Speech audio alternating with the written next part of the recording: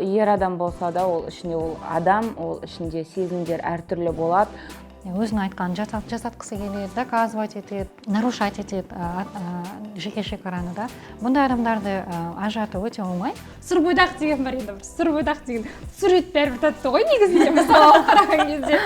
Анатомия сабағы 8-ші сынып. Ер мен әйелдің жыныс мүшесі бар беттен бүйтіп күліп бәрі хи-хи-хи деп өтіп кететіндей.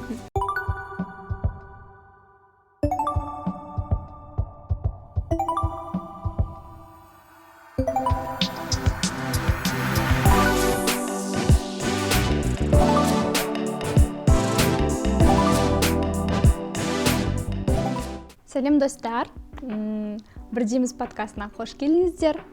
Бүгін бізде тағы да күшті тақырып, қызықты тақырып. Жалпы біз бүгін ерлерге жылауға бола ма?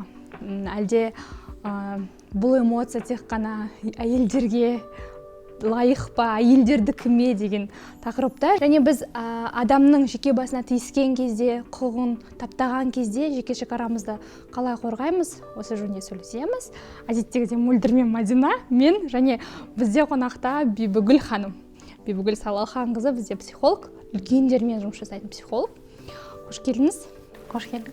Енді ең алғашқы сұрақ сол бұны айтып өткенде ғой, бізге үнемі ер адамдар жыласа, үнемі айтатын, бәріміз білетін сөз ғой, жылама, қызсың ба, немесе өссе қатын құсап мяулап отыр деп айтады да, мына жерде тың-тың деген звуксыз кете берсін. Осы эмоциялар, жалпы эмоциялар туралы айтып беріңізші, және бұлардың бір-бірінен әйелдікі, ердікі деп бөліне ма? Сондай.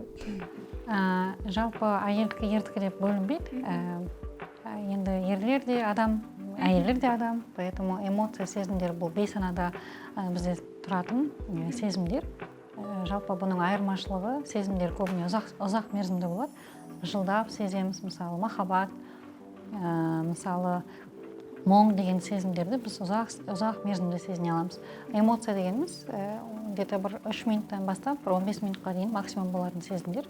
Айырмашылығы сода сезімдер мен эмоцияның. Жалпы дұрыс айтасыз, ер адамдарды кішкентай кезінен сезімдерін басып үйреткен, себебі салмақты болсын деп, енді жақсы жағынан үйреткен ғой ата-анамыз. Бірақ өкінішке орай қазіргі таңда практикада менің байқаған бойынша ер адамдар көбіне басылған, подавленный дейміз орысша айтқанда. Сол жағы кішкене кедергі келтіреді еркін, бақытты өмір сүрулеріне. Отбасылық жағдайында, әйелдермен қарым-қатынаста, балалармен қарым-қатынаста, карьералық жағында өсуде өздері сондай запростармен келеді. Неге менде осындай жағдай және неге өсе алмай жатырмын, неге қарым-қатынас құра алмай жатырмын. Сол кезде біз сезімдермен жұмыс жасай бастаймыз. Оларға даже жаңалық болады, сезімдеріңізді анық көрсетуге болады.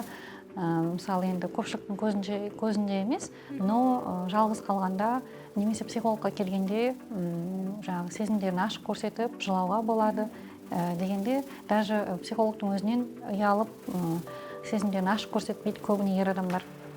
Сондықтан бұл үлкен бір қиындық мәселе қазіргі замандағы. Но қазіргі заманда психологтар көбейіп жатыр ғой, как раз сезімдермен жұмыс жасап жатыр. Сондықтан ер адамдарға да, әйелдерге де көптеген мүмкіндіктер бар. Сезімдермен жұмыс жасап, проработка жасап, бақытты, гармоничный қарым-қатынас құруға. Осындай. Енді бұдан бөлек тыйымдарға келген кезде жылама деп айтады да, мысалы ұл балаларға қызсың ба дейді, ал қыздарға мысалы тентек болма, ер балалармен төбелеспе, сен қызсың, орныңды біл, үнемі бағанағыдай сен деген 40 үйден тыйым деп айтып жатады ғой. Осы туралы не ойлайсыздар? Енді менің түсінігімде қазіргі келген, осы жасқа дейін келген кездегі түсінікте 40 үйден тыйым, егер болатын жағдайда қызға да ұлға да болу керек. Біздер бір жақты барлық эмоциясынан тыйып, бір жаққа барлық эмоциясына рұқсат етіп қоя алмаймыз, бірақ біз шындыққа қарасақ, біз екі жақты да тыямыз да негізі. Яғни, получается, жігіттерге жылауға болмайды, қыздарға өзінің өжеттілігін көрсетуге болмайды, оларға пысық болуға болмайды, ерінің алдынан өтіп кетуге болмайды. Ал ер адамдарға өзінің сырын ашуға болмайды, әлсіздігін көрсетуге болмайды, оның барлығы еркектікке жат қылық деп айтады. Ал бірақ та оның последствиясын Бибігүл ханым мен сөзімді растайтын шығар, ер адамдардың жүрек ауруларына жоғары шалдығуы. Өйткені олар булығып, іштен құса болып айта алмайды, ешкіммен бөлісе алмайды, сондықтан тынып, тіпті өз-өзіне қол жұмсау жағынан да ер адамдар бізде енді көп деп айтуға болады. Демек, біздер балаға бала ретінде қарау керекпіз ғой. Алдыңғы шығарылымдарда Алтынай айтып кетті. Жалпы кішкентай бала өзінің негізі гендерін айыра алмайды, ол ұлмын, қызмын деген нәрсені білмейді. Яғни тіпті адамның нәсіліне де қарамайды. Олар ақ, қара, көзі сығыр, ұл қызбен ойнап бәрі жүре береді. Жылайды да, бір-бірін ұрады да, соғады да, тырнайды деген сияқты нәрсе. Келе біз барлық инстинктивный нәрсенің барлығына айырамыз. Сондықтан да біз қазір сондай бір жағымсыз әсерді алып жатырмыз оның барлығынан. Бірақ та енді 21-ші ғасыр көзі ашық, оқимын деген, білемін деген адамға мүмкіндіктер бар. Бірақ та әлі де бізде көп қоғамдағы қабаттарда оған қол жетімсіз. Яғни психологқа да бара алмайды, интернетке де әлі доступы жоқ адамдар қаншама, немесе үйінде әлі тіпті ата-ананың өзінің тиран болатын кездері болады ғой. Манағы ең бірінші фундаментті салатын сондай бір жағдайлардың кесірінен болып жатыр. Қазіргі қоғамда мынандай нәрсе бар. 2000-ші жылдан кейінгі жастар деп айтайықшы, олар да қазір 20-дан асып қалды. Олардың бойында бір ерекше қасиет бар. Олар мысалы ер бала болса да шашын бояғысы келеді, еркін, өзіне қалаған стильдегі шалбарды кигісі келеді, түрлі түсті футболкалар киеді, киім-кешек киеді жалпы. Сол кезде екі буынның бір-бірін түсінбеу қалу болатын сияқты. 20-шы ғасырда дүниеге келген ата-анасы, әсіресе әкесі, сен деген неғып жүрсің, сен ден дұрыс еркек емессің деп айтуы мүмкін, мысалы. Сондай да бір проблема қоғамда бар. Және алдыңғы тақырыптардың бірінде Мадина өте жақсы айтты. Ол бізде жалпы феминизм деген, теңдік деген нәрсе еркектер үшін де керемет мүмкіндік екен. Соны бүгін Мадинадан тағы бір мәрте айтып беруін сұрайықшы. Жалпы Мадина, қалай ойлайсың, ер мен әйел тең болған кезде еркек неден ұтады? Сол подкастта айтқан пікірім, олар еркектер ұтатыны, олар өздерін қатты көп жауапкершілігі алғандарын бар, содан босайды, жеңілденеді, себебі бәрі күшті болып туылған жоқ, бәрі бір жерде бастық болып жасамайды. То есть жауапкершілігілері өзінің ата-анамды ақшамен қамту керек, өзінің бала-шағанды, әйелінді бәрін ақша табып көмектесу керек. Өзін қатал болып бүкіл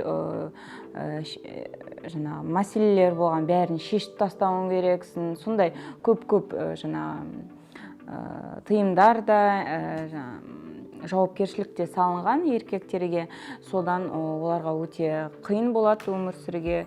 Ал барлығымыз тең болсақ, жауапкершілігіміз бәрі бөлінсе,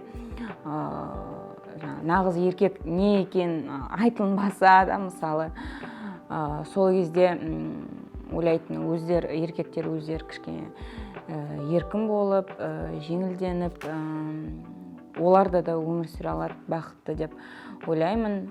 Олар өздерін еркін сезінсе, ол өмірлері жеңілдеу болады деп ойлаймын. Вообще себеп осы тақырып негізі еркектер жылауға бола ма деген өте маңызды тақырып деп санаймын өзім. Себебі ол не только жылауға болмайды, оның қасында бүкіл басқа сезімдерінді біреумен бөліспеу, қатындар сияқты мяулап өзін ішінде, ол ер адам болса да, ол ішінде ол адам, ол ішінде сезімдер әртүрлі болады, өмірде сәтсіз оқиғалар болады, жұмыс бабымен, өзін қарым-қатынаста әйелмен, достармен, әртүрлі оқиға болады, өмір қиыншылықтар көп болады қазір.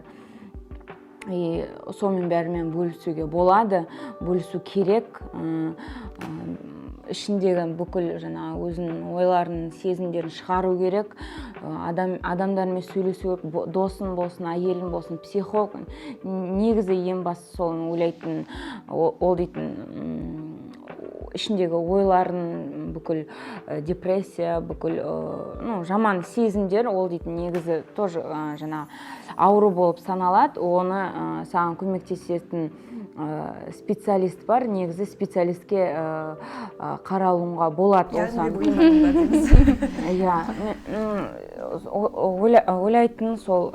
Және бар ғой, сол жылама дегеннің кесірін екі жерде анық көруге болады да. Ол адам жақынын жоғалтқан кезде ер адамдар булығып жылай алмайды, мысалы мұны әлсіздік көреді. Ал ол деген адам жақынын жоғалтқан деген үлкен проблема, қайғы ғой, қайғысын көрсете алмайды. Және екінші нәрсе бар, ол сенің өміріңе қауіп төнген кезде. Сен еркексің, сен бір ұрып кетті, болмаса саған сені қорқытты, тағы да басқа нәрсе болған кезде, ол еркек болған үшін ғана, мысалы деп өздерінің бір терминдері бар, мен қазір ұмытып қалып тұрмын, дегенмен шағымдануға, полицияға барып, олар намыстанады.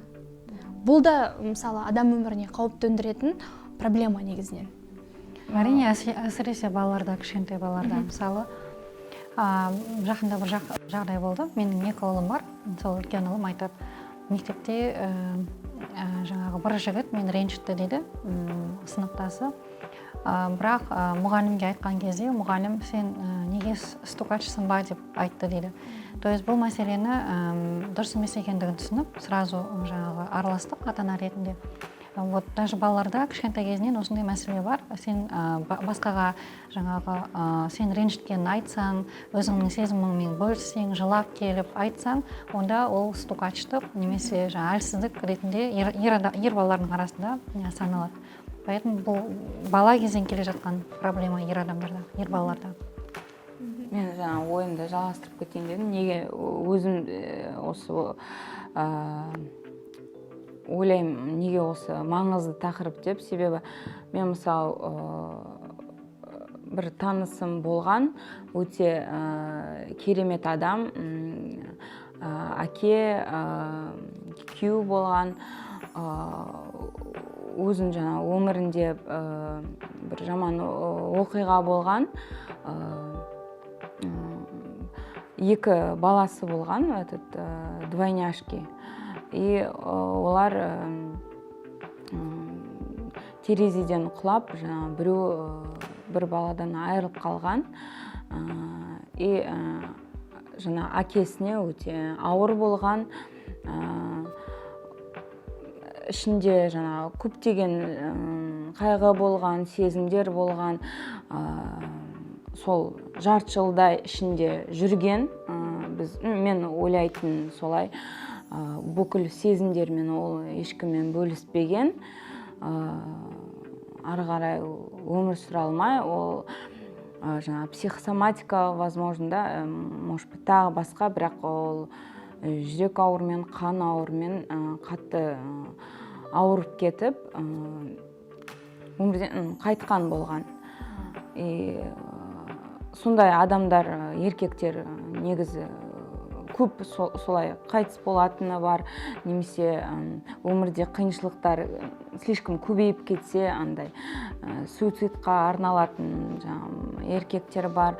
Ол негізі өте маңызды зат. Ол сол последствия сені құттай кезінен бастап эмоцияларын басып, әйелдің эмоцияны жаман эмоцияға теңдеп, оны келемештейді. Түсінбеймін неге, мысалы да, сен әйел сияқты жылайсың, әйел сияқты сөйлесесің, біреумен сырларымен айтып та, мысалы, сол уақытта ол әйелдің істері төмен, жаман деп көрсетіп тұр, сонымен келмештеп тұр. Ол соған еще обижается, да, мысалы. Вообще имеется в виду, что еркектерге сол сезіммен бөлісуге ол өте маңызды. Бәрі еркек әйел деп бөлінбей, адам ретінде санап, адаммен сөйлесіп, бүкіл сезіммен бөлісіп, жаңа өмір мөлдір сүру айтып керек. өтті ғой, иә, бана жүрекке қатысты, жүрек ауруына қатысты, суицидке қатысты да расымен ол көп екенін білеміз. Және өмір сүру жасына қарасаң да, ұзақтығына қарасаң да еркектерде аз. Еркектерде аз, әйелдерде жоғары. Енді осыдан бөлек екінші мәселе, ол бізде жеке шекара деп айттық қой. Сол кезде қоғамда мысалы әйел адам белсенді болса, былайша айтамыз ғой, нық тұратын болса, аяғына өзіне сенімді болса, басшылық қызметте болса, және біреулермен сөйлеген кезде бұйрық беріп сөйлейтін болса, және ол тұрмысқа шықпаған болса, міндетті түрде ол стерва болады, бар ғой. Рас қой, енді стерва деп жатады, тағы басқа, тағы бір терминдері бар. Старый дева деп. Иә, старый дева деп мүмкін диагноздер көп қояды. Ер адам жоқ, сондықтан да ол осындай деп айтуы мүмкін, иә.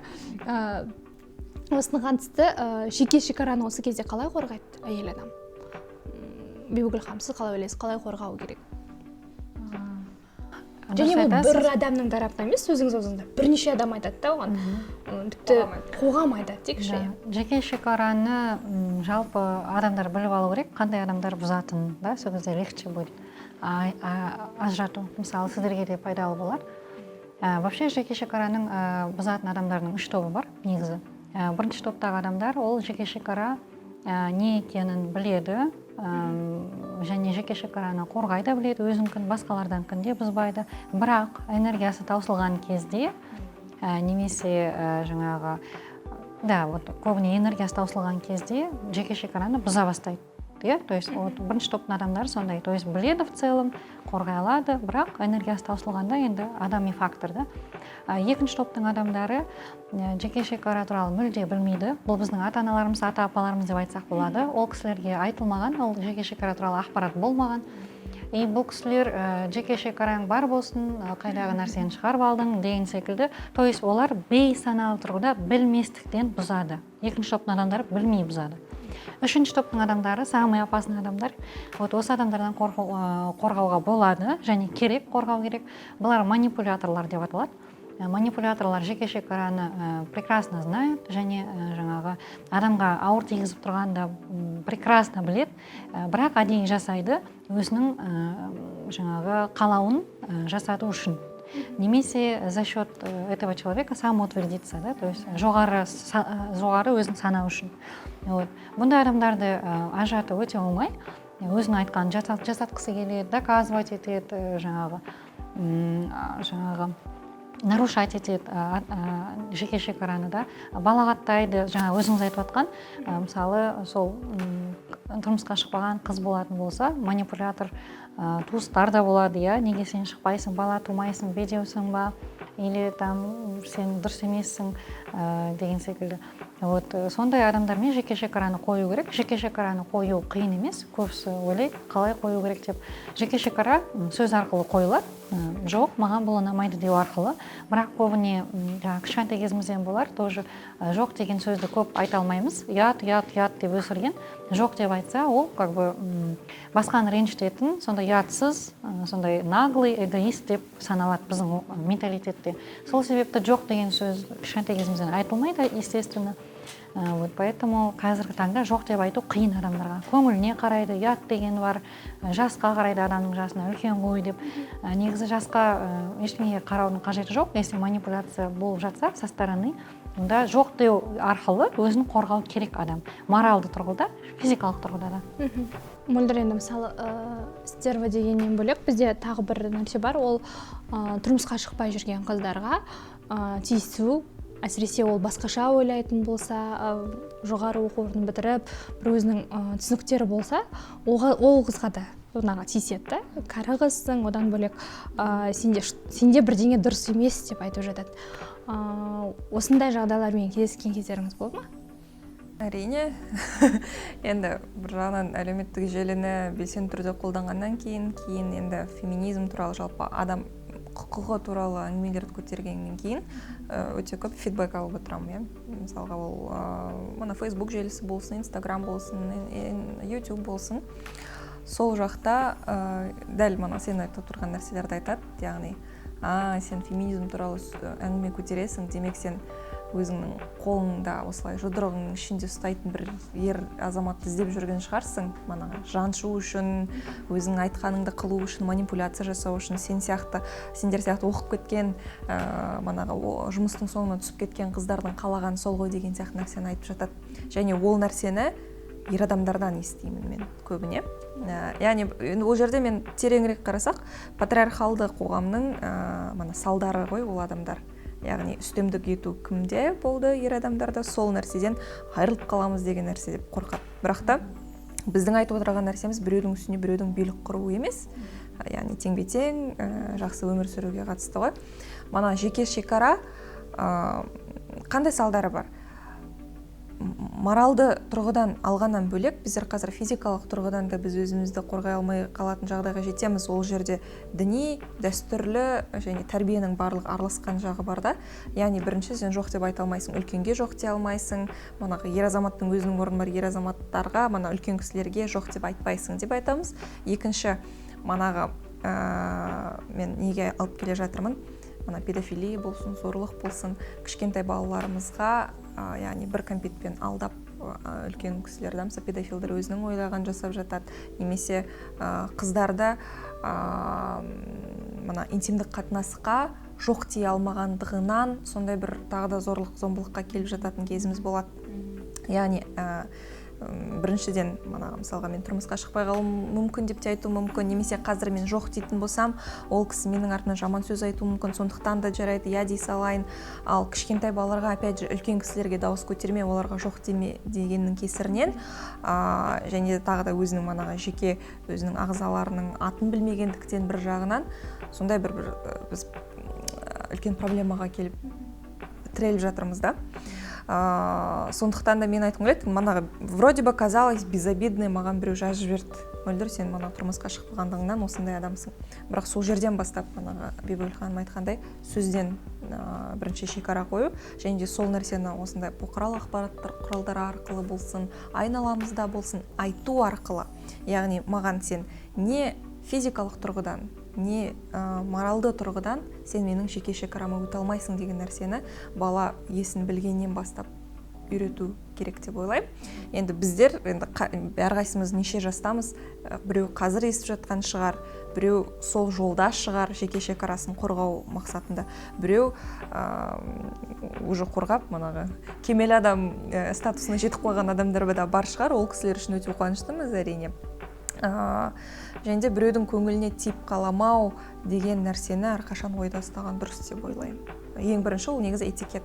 Ол жұмыста болсын, ол айналада, ол ағайындарының ішінде болсын.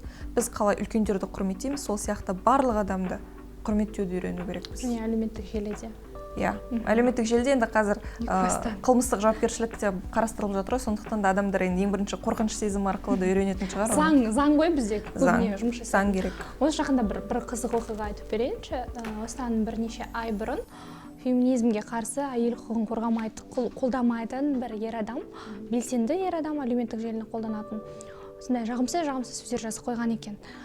Феминизмге қарсылығын білдіріп, оның ішінде менің жеке басыма қатысты сөздер болғанын білдім. Енді қарығыз, тағы бірдеңе прям қатты әсер етті дей алмаймын.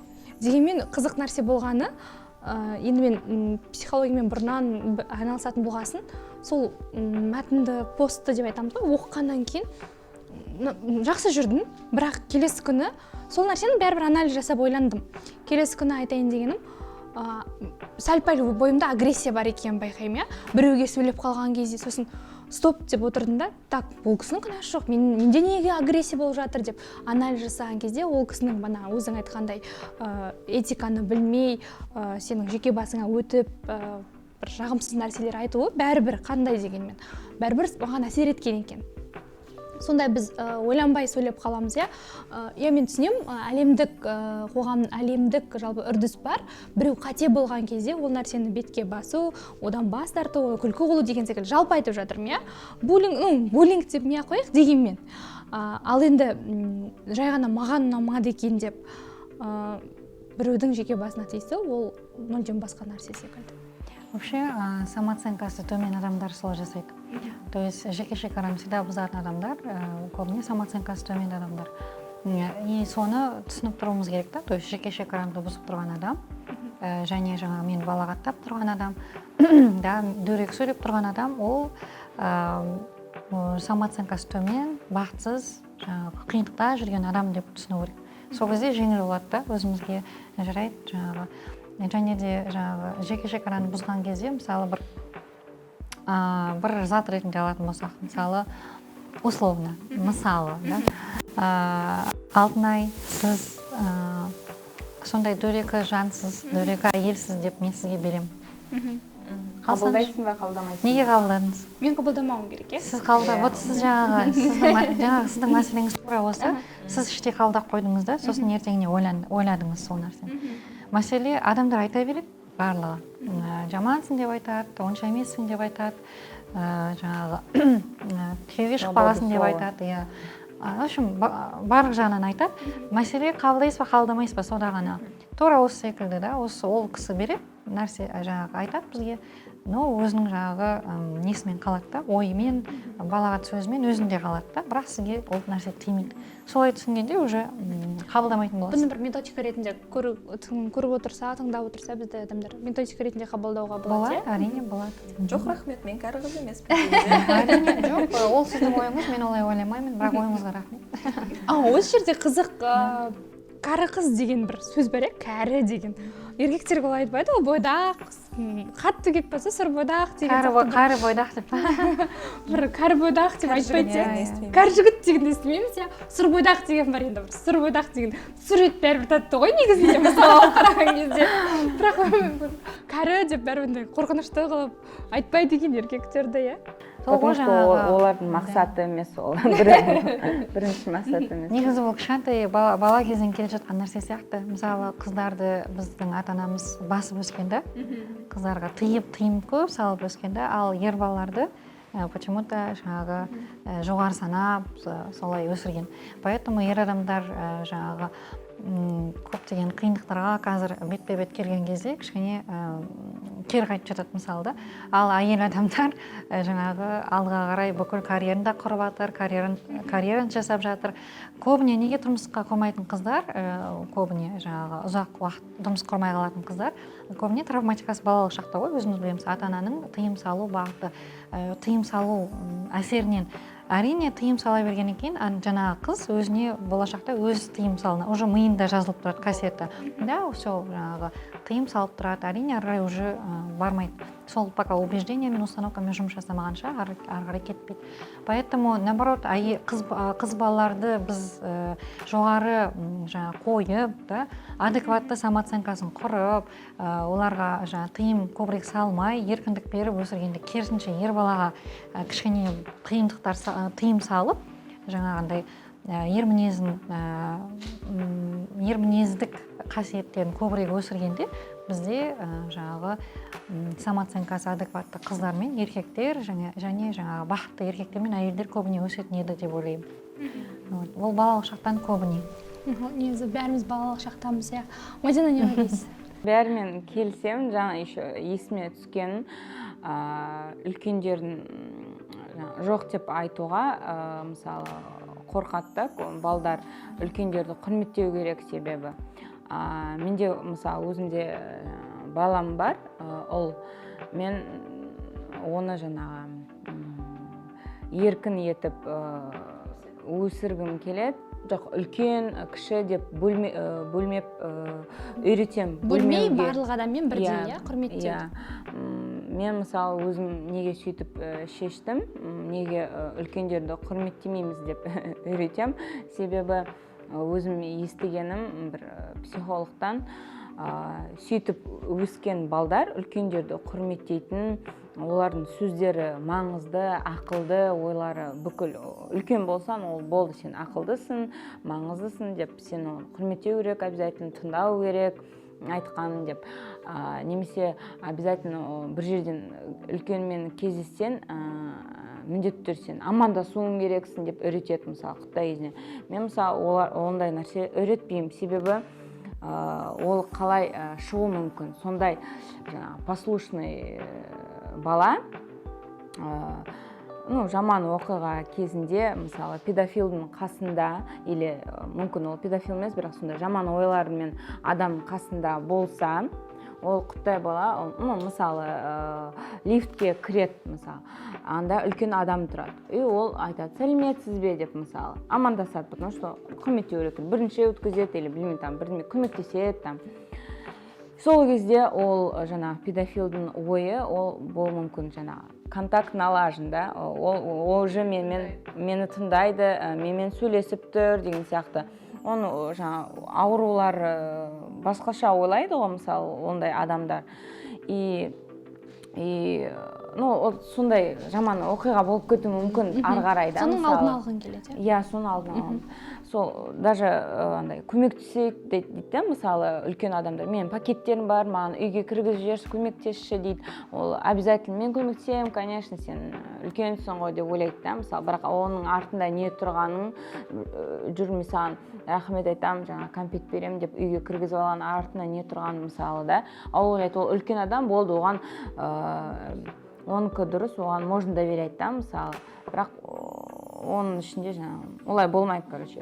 Ол еще үйрететін, мысалы, не только сондай жоқ деп айтуға да, үлкендерді құрметтемейсің да. В принципе, адамдар бәрі бірдей, да, оны ақылды емес деп бөлмей, еще өзінің жаңағы шекара біз айтып отырғанда сол моральдық, эмоционалдық шекара, ең бастапқысы ол өзінің физикалық шекаран. Оған ол вообще обязательно ең біріншіден болмайтын нәрсе, тыйым салынатын физикалық ешқалай. Бізде мысалы қазақтарда бар, апшу бер деп, ескейім деп, сол уже мысалы физикалық шекаран бұзу деп есептеймін. То есть тоже ол құттай кезінен бастап болмайтын нәрсе. Өзің денеңді құттай болсаңды да көрсетіп басқа адамдарға тоже содан басталады деп ойлаймын. Ал өскен кезінде қыз баланы тәрбиелеп жатсаң, обязательно физикалық шекараны обязательно үйрету керек деп ойлаймын, себебі біздерде еркектер ол шекара, физикалық шекара туралы білмейді. Қолын қойып қояды, итереді, құшақтайды, мысалы, сұрамай-ақ, рұқсатты сұрамай-ақ әйелмен, қыз баламен сөйтіп себя ведут, әрекеттер жасайды. Қыз бала уже білмейді, мені ұстауға болмайды екен, білмейді, дым айтпайды, бірақ өте ұялып, жағымсыз сезінеді. Иә, ұнамайды негізі, бірақ дым айтпайды. Себебі ол дым үйретпеген, ол ойлайды, мені ұстауға болады деген сияқты. Ал қазір, мысалы, андай практика бар да, қазақша білмеймін, метод активного согласия. То есть ол үлкен есейгенде керек зат, керек методика, еркек пен әйелдің или өзінің партнерларының арасындағы методика, сен обязательно рұқсат сұрауың керексің. Міндетті түрде рұқсат сұрайсың. Ұстауға бола ма, бірдеме айтуға бола ма, ары қарай бір жаққа баруға, жалғастыруға, немесе любой нәрсе өзінің периодтар бар, этаптар бар. Әр этапта сен қайта сұрай бересің рұқсатты. Мысалы, қазір бізде көрермендер есеп қалған қыздар болса айтатын да, сіздер бір жерде кездессеңдер, сендердің екеуінің арасында танысып, бірге бірдеме ішіп, сөйлесіп отырсаңдар, сол кезде ол дейтін, мысалы, еркектер ойлау мүмкін, сен менімен сөйлесіп жатсаң, значит, сен бәріне келісесің. Или сен мен саған ұнап жатсам, соны сезіп тұрсам, ол по-любому сен бәріне келісесің деп ойлайды. Немесе біз ары қарай бір жаққа барсақ, ол сен келіскен деген сөзін уже деп ойлайды. Бірақ олай дұрыс емес. Сен біреумен ішсен де, таныссан да, күлсен де, онымен жақсы сөйлессен де, ол сен келісуін деп түсіндірмей, саналмайды өйтіп. Даже сендер жана бір жаққа барсаңдар да келістім деп саналмайды. Әр уақытта бәрі рұқсатпен болу керек, жана согласиядан болу керек. Жана даже сіздер как-то, если будет половой акт, например, то есть до полового акта обязательно согласие должно быть, во время должно быть согласие, то есть ол постоянно должно быть согласием, и это жана өздерінің ойларында солай ойлаймыз, солай шығар деп ары қарай өздерің ойламаңдар, обязательно ауызға сөйлеңдер, айту керек, солай болу керек. Ол сол шекараларын жаңағы. Иә, сол банағы. Мадина бір қызық ой айтты, Бибігүл ханым, сізге сұрақ қойғым келіп жатыр. Манағы біздің енді қазақ қоғамындағы сүндетке отырғызу дәстүрі бар, иә. Содан ары қарай манағы тағы да қосымша дәстүр, манағы көрсету, оған көрімдік беру, немесе манағы кейбір жақтарын айтады, манағы ол манағы массаж сол кезде солай емделген, солай манағы простатаға көмектескен деген сияқты. Қазіргі дәстүрлі психология болсын, немесе заманауи психологияда балансты қалай тапсақ болады? Дәстүрден дәл қазір барлығы қашып кетпейді, қалай түсіндіреміз? Дәстүрден бұрын медициналық факторлар бар, оны кез келген адам ол жерде ұстауға болмайды. Мен өзім педиатр ретінде ашық айта аламын.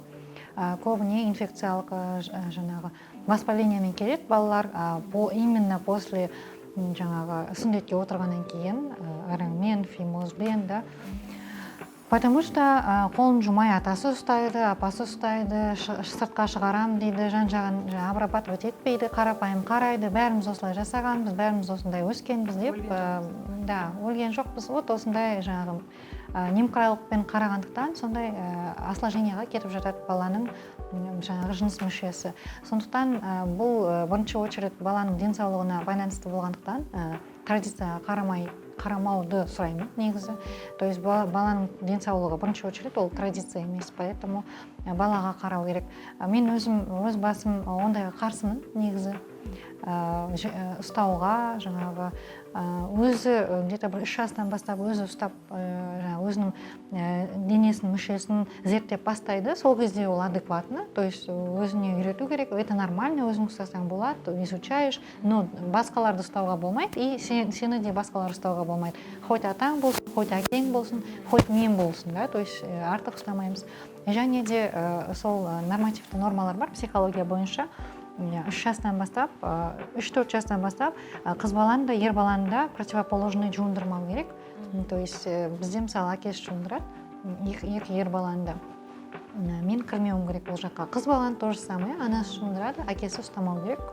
Ол жыныс мүшесін 3 жастан кейін көрмеу керек, желательно. Жалғыз басты ата-ана болсаң, қалай істейсің? Енді жалғыз басты болса, үйрету керек, ертерек самостоятельный болуға. Мысалы, мен иногда жолдасым болмай қалады ғой, менде де мысалы жұмыстар жолдасым шығып қалады, үйде болғанда өздерін үйретіп қойғанбыз, қалай жуынсаңдар да шығасыңдар, кіріп кетеді да, өздері жуынып шығады, үлкені кішісін жуындырады. Немесе жаңағы... Демек 3-4 жас, яғни өзіне қолы жететін кезде ғана... Әрине, уже 3-4 жаста олар сөйлей алады, өздерін жуа алады, қолдары любой жерге жетеді, сабынмен мочалка берсең, наоборот, оларға ойын, наоборот, оларға да. Поэтому солай жаңағы киімдерін сыртқа шыққанда дайындап, уже айтады, жаңағы мама қарама, біз енді шығып бара жатырмыз деп солай-солай. Ер балалар жаңағы үлкен дәретке, кіші дәретке отырғандары әкелерін шақырып уже үйретіп жатыр. Сондай тәрбиеге әкеліп жатырмын. Енді бұл өз басында. Үлкен көптеген ата-аналар сондай тәрбиемен өсірсе, действительно жаңағы достойный, ұялмайтын, сезімдерін баспайтын ер азаматтар өседі деп ойлаймын. Жеке шекарасы қорғалған. Және бізде жеке шекараны білмегеннен тағы бір нәрсе, ол хараста. Харастан біздер харасмент көрген кезде біз айта алмаймыз оны. Например, жан басыңнан ұстап қалсын, тағы басқа жеріңнен сипап кетсін, мысалы. Біз көшенің бойында айқайлап, өйтіп істей алмайды. Қанша жағдайларды көресің, қазақ қыздарының 99% қарасы көрген ғой. Негізінен зерттелмеген статистика айтып жатырмын дегенмен, бір 10 қыздың 9-нан сұрасаң қарасы көрдім деп айтады. Өзім сұрағам солай. Иә, қандай да бір жыныстық жақын өзінің қалауынсыз, иә. Сол айтайын дегенім, сол харас көрген кезде мысалы жеке шекарасын мықты білсе, ол мүмкін айта алар ма еді, дауысын шығарып сол жерде міне мына кісі маған осылай жасады, жамбасымнан ұстап кетті, төсімнен ұстап кетті деген секілді. Біз барлығын сол болмайды, ят болады ойбай дегеннен де осы мәселе. Вот сіздің сөзіңіз аузыңызда, енді мен психолог ретінде практика көп жасаймын. Действительно, маған келген, мысалы, 100 қыз деп алатын болсақ, соның 90%-ында сексуалды жаңағы насилие демей қояйын, но тиісушілік бар болған. Әрине олар көпшілігіне айтпайды. Мен практикамда ең қатты көзім жеткені және таңғаларлық жағдай болғаны, мен үшін жаңалық болғаны көбіне туыстары. Көбіне туыстары атасына апарып тастайды, ағасына апарып тастайды, қонаққа барғанда жаңағы, то есть сондай қалдырып кетеді. И где-то бір 10% сырттағы адамдар ғана екен. Негізі даже статистика бойынша сондай. Сондықтан айтады ғой жаңағы, не дейді, орыстарда сөз бар ғой, жақында жүреді, жаңағы жауың деген секілді. Сол секілді қарау керек, действительно, ер баланы да, қыз баланы да өзің сеніп, жаңағы сенетін адамдармен қалдыруға, солай және қандай да бір жағдай болған кезде сол шекарасы бұзылатын. Ол физикалық болсын, басқа қыздарға айта алатындай болу керек, действительно. Бірақ ол кішкентай кезінен тәрбиеленеді ғой, видите, өзі ата-ана өзі шекарасын бұзбай, өзі үйретсе, басқалармен то же самое болады. Оған бесполезно айтқан, ертең айқайла сөйтсе деген. Сөйтіп айқайла деген бесполезно, егер мамасы өзі подавлять етіп, жаңағы аузыңды жап, сөйлеме, маған қарсы келме деп сондай тәрбие беріп отырса, онда әрине ол ертең айтпайды ешкімге, потому что мамасы солай үйреткен. Мен осы тұрғыда ұлдармен, жігіттермен, ер адамдармен ойларын білгім келеді да. Яғни олар да маған сұрақ қояды, енді сендер нағып айтпайсыңдар. Сенің бойыңда жаның бар, мысалға, мөлдір сен оқығансың, мысалға, сен сондай жағдай болып жатса айтатын шығарсың деп. Кейін ойлана келе, мана ол енді истина рождается в споре дейді ғой, мынандай нәрсе байқаймын, мен айтамын ғой, вот сен ұлсың, сен кішкентай кезінен бастап, мына сүндетке отырғызылдан бастайықшы, ұл баланың денесі өте кәдімгі нормальный явление, яғни сүндетке отыру ол той. Барлығы жаңағы баланың жыныс мүшесіне қарауға келеді, былай қарасаң, ол үшін сен ақша аласың, оны манағы абырой ретінде, яғни бізде енді абырой ұрпақ жалғастырушы ретінде қарайды ғой. Айтам, ал біз қыз ретінде көргеніміз не біздің? Ол жер ұят, ол жер лас, ол жер етегің кір болып қалады есейген кезде, Яғни, мен таңғалған, мысалға, бір шетелдік программалардың өзінде көрсетеді, әйел адамдар, тіпті бірнеше баласы бар әйел адамдардың өздері өзінің жыныс мүшесін көрмеген әйел адамдар бар екен. Яғни, қарауға да ұялады, айнаға қарсы тұра алмайды, өзінің мүшесінің түрі қандай екенін білмейтін адамдар бар екен. Ондай адамдардан жеке шекара туралы, ондай ана мысалға өзінің баласына не үйрете алады, Яғни, сенің барлық дене мүшең, барлығы әдемі деген нәрсені ол прививать ету үшін өзін жақсы көру керек қой. Бізде демек ер адамдар кішкентай кезінен бастап абыройлы өзін қабылдайды да, ал әйел адамдар ұят, мен болмайды, ол жерге назар қоюға болмайды деген нәрсемен өседі. Мен бір енді қыз өсіріп жатқан аналардың бір жазғаны бар да, ертең мана қызым жасөспірім болған кезде етек кірі келгенін қалай айтам, яғни оған қалай жеткізем, ол лас емес екенін. Олда да той болу керек. Вот сондай да кішкентай тіпті дәстүр ойлап табуға болады дейді. Мен айтам дейді, қызым, ең бірінші рет саған етек кір келген кезде біз екеуміз ең күшті ресторанға барып, күшті тамақ жейміз, саған қалаған көйлегіңді алып берем, кейін мана қандай тәтті жегің келеді, мен саған соны алып берем деп, мен ол күнді күттіремін дейді да. Ол бар практика шығар деп ойлаған.